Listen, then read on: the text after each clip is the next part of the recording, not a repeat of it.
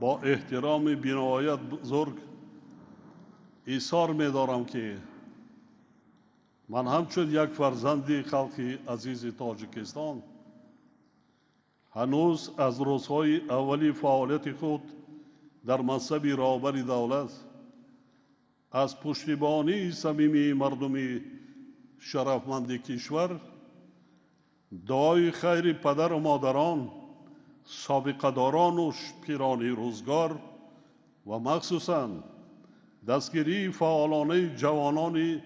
وطن دوست و باننگ و ناموس روح نیروی تازه گرفته در جاده رفع مشکلات نهایت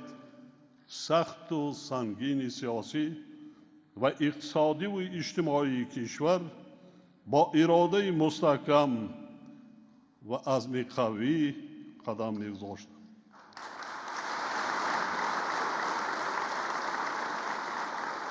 من